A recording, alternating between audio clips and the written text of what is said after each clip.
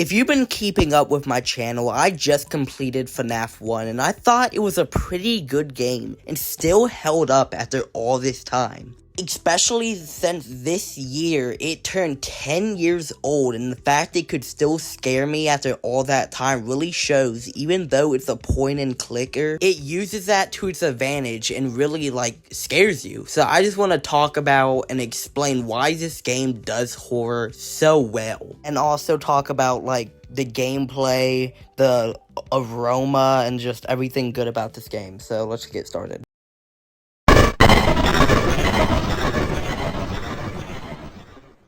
Ignoring its unfortunate closing around this time, Chuck E. Cheese is still a really nostalgic place for most people because they went there for their birthdays or just to play their crappy old dusty games. Or jump in the stinky ball pit that may or may not take you back in time. Or eat their weird shaped pizza that most likely is just reused from other old pizzas. Chuck E. Cheese is a really old and nostalgic place for a lot of people, and it's really interesting just to look back and think about how actually scary the animatronics are. And I feel that that's a fear that not only I have, but most people share if they went to that place, was that the animatronics look so uncanny. From the way they just look around and seemingly stare into your soul randomly. I don't think it's on purpose, but they look at you a lot. Or maybe it's their, odd smell. They kind of smell like a foam ball. It's kind of creepy. Or maybe it's just that they're 6-foot-tall robots and they're, really uncanny to see. Now, put it like this. You're a small child in 2014, and you just got home from your birthday from Chuck E. Cheese. And, you're scared of the animatronics still, but, that left your mind until a YouTube video popped up on your algorithm, Five Nights at Freddy's playthrough, and you watch it because it's Markiplier. Who would skip a video of Markiplier? And it scares the living crap out of you. These creepy 6-foot-tall animatronics that seemingly appear out of nowhere. They look weird, they stare at you weird, and they're in that game, they just look so uncanny. To the point where you're done watching that video, you have trouble sleeping just because how scary they are. Just like how you've seen the Chuck E. Cheese animatronics for the first time. And that's where I lead to my first point. Five Nights at Freddy's uses that nostalgia from when you were young and scared of Chuck E. Cheese to its advantage.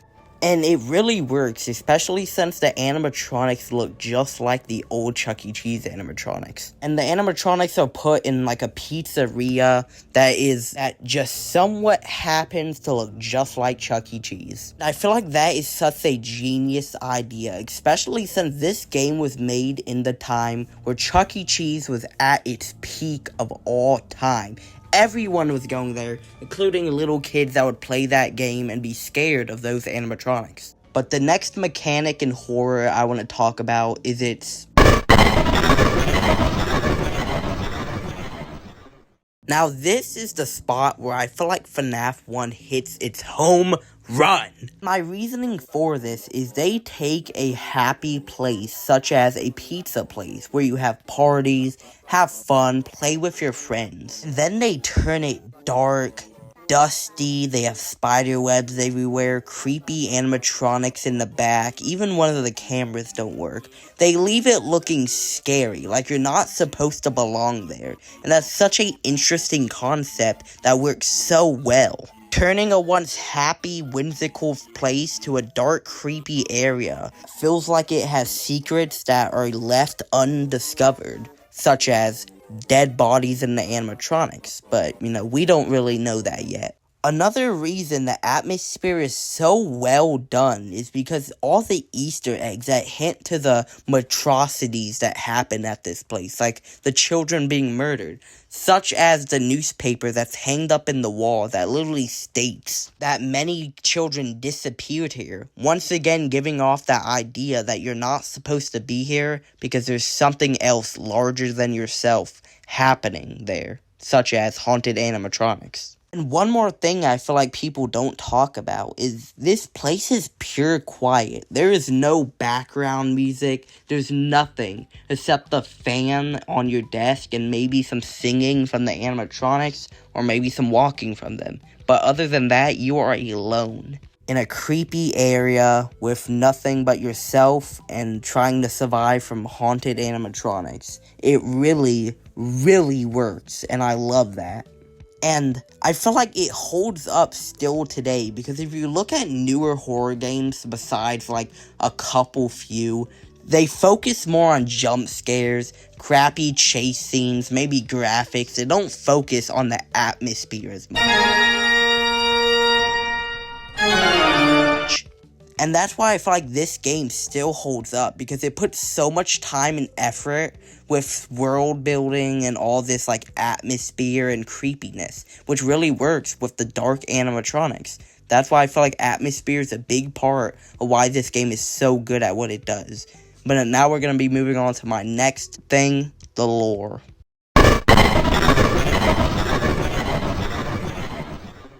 Now, you may be saying, Kane, just talking about the FNAF lore is so basic, everyone knows that. Your mom just got hit by a car. Now, I'm not speaking of the lore itself, I'm speaking on how they barely give us any story and why that works. Because the game surrounds itself in mystery and barely gives us any hints on what's going on, so we kind of have to figure it out itself with the hints the phone guy gives us and also the newspapers that are hung up on the wall. And it works so well, because while you're playing this game, you're constantly thinking about like what could possibly be the reason these animatronics are trying to kill us, or is the phone guy died and why did he die? It's constantly just making you think on what's going on, and that really works. It really does, because most games just flat out give us the story, while this game hides it in mystery, leaving you, the player, to figure it out. Especially when the phone guy gives you some hints about the story,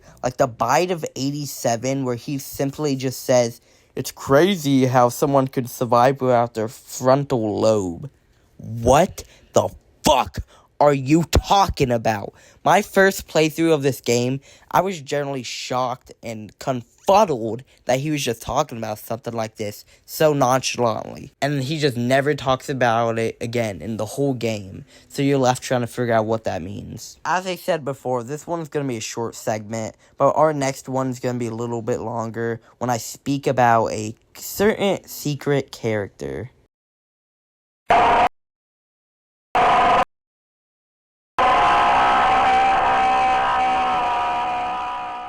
Now imagine this, you're on night 3, 2, really whatever, and you're just chilling, struggling to survive the night because you're just a young, stupid kid, and for some reason you look on camera 2B, right, and suddenly, boom, a golden Freddy just is sitting in your office, even though you have both doors shut, and you literally shit yourself as he just eyeballs you. You stare at him for a second, and then eventually he murders you and kills you with this screech, and closes the game.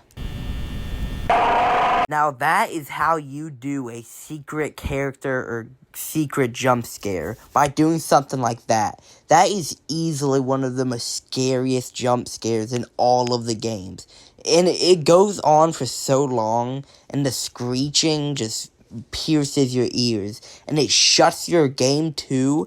And imagine it takes place in a time where creepypastas were still big. You would generally think you had like Sonic EXE on your computer. It is just so interesting and such a unique way of jump scaring, which I'm pretty sure was actually relatively new for a game to like shut your game. That's pretty like unique for its time. And throughout the game, it kind of builds up this character, because all the flashing "it's me," you really don't understand what that means until he shows up. He's speaking about himself. It's me, Golden Freddy. And this isn't even our first time seeing him, because there's another Easter egg if you unlocked Custom Night, where if you put 1987, which happens to be the exact same time the bite of 87 happened, you get this jump scare.